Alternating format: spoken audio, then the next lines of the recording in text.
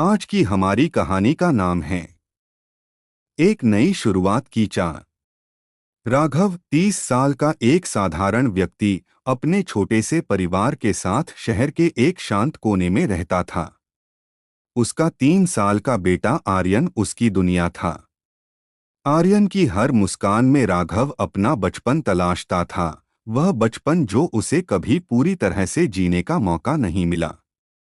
राघव के बचपन की यादें हालांकि धुंधली हो चुकी थीं, लेकिन दर्द और निराशा के वो पल कभी-कभी उसकी सोच में गहराई से उतर आते थे। राघव की मां एक कठोर स्वभाव की महिला थीं। उनका व्यवहार न केवल राघव बल्कि उसके पिता के प्रति भी अक्सर अपमानजनक और हावी होने वाला था। राघव ने अपनी मां की कठोर बातें, गुस्से के अजीबोगरीब कारण और अपने पिता की खामोशी को वर्षों तक देखा था। वह जानता था कि उनका रिश्ता ऐसा था जिसमें प्यार की जगह केवल शिकायतें और शिकवे थे। शादी के बाद राघव ने अपने अतीत को पीछे छोड़ने की कोशिश की। वह चाहता था कि उसका परिवार वह प्यार और सुकून महसूस करे जो उसने कभी नहीं किया।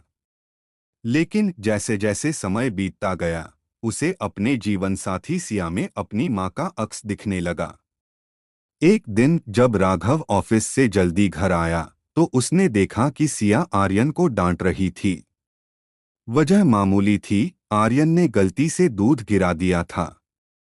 सिया की आवाज कड़क थी और उसकी आंखों में गुस्सा था।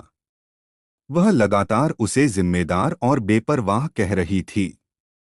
3 साल का मासूम बच्चा चुपचाप खड़ा था, उसकी आंखों में डर साफ झलक रहा था। राघव को अपनी मां की आवाज सुनाई दी, उसके बचपन की यादें जैसे लौट आईं। वह खुद को रोक नहीं पाया और सिया से कहा, सिया, ये सब जरूरी नहीं है। बच्चा है, गलती कर सकता है। सिया ने पलटकर जवाब दिया, तुम्हें कुछ पता भी है? सारा दिन घर का काम करती हूँ और तुम्हारे बेटे की शरारतें बर्दाश्त करना आसान नहीं है। अगर मैं सख्ती नहीं करूंगी तो ये बिगड़ जाएगा। राघव चुप रह गया, लेकिन उसके मन में एक सवाल गूंजने लगा, क्या उसका बेटा भी उसी डर और असुरक्षा के माहौल में बड़ा होगा जैसा वह खुद हुआ था? समय बीतता गया, लेकिन सिया के व्यवहार में कोई खास बदलाव नहीं आया। राघव ने देखा कि सिया छोटी छोटी बातों पर आर्यन को डांटती और कभी-कभी उसे थप्पड़ भी लगा देती। राघव को यह सब बेहद परेशान करता, लेकिन वह समझ नहीं पा रहा था कि इससे कैसे निपटे। एक रात राघव को अपने बचपन की एक घटना याद आई। वह 8 साल का था जब उसने स्कूल से लौटने में देर कर दी थी। उसकी मां ने बिना पूछे उसे थप्पड़ मारा था और कहा था, तुझे कुछ जिम्मेदारी नहीं है, ऐसे ही नालायक बनेगा। वह घटना आज भी उसकी यादों में ताजा थी।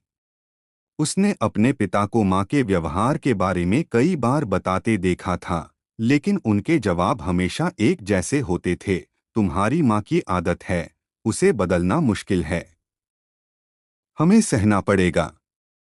यह सहने की मानसिकता ने राघव को भीतर तक तोड़ दिया था।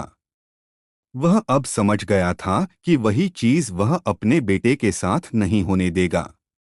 एक दिन सिया ने आर्यन को बिना बात के मार दिया, क्योंकि उसने खाना खाने में नखरे किए थे।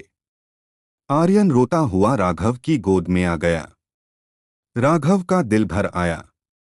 उस रात उसने सिया से गंभीरता से बात करने का फैसला किया। रात के खाने के बाद जब आर्यन सो गया, तो राघव ने कहा, सिया, हमें बात करनी होगी। सिया ने सवालिया नजरों से उसकी ओर देखा। राघव ने अपनी भावनाएं व्यक्त कीं। उसने कहा, सिया, मैं अपने बचपन से भागते हुए बड़ा हुआ हूँ। मेरी माँ का व्यवहार ऐसा था जिसने मुझे और मेरे पिता को हर दिन तोड़ा। मैं नहीं चाहता कि आर्यन भी वैसा बचपन जिए। मुझे डर है कि कहीं तुम्हारे इस रवैये से उसे भी वही दर्द न मिले जो मुझे मिला था। सिया ने अपनी आंखें चढ़ाते हुए जवाब दिया, तो तुम कहना चाहते हो कि मैं तुम्हारी माँ जैसी हूँ? राघव ने नरमी से कहा, मैं यह नहीं कह रहा, लेकिन मुझे लगता है कि हमें अपने बेटे की खुशी और मानसिक विकास के लिए कुछ बदलाव करने होंगे।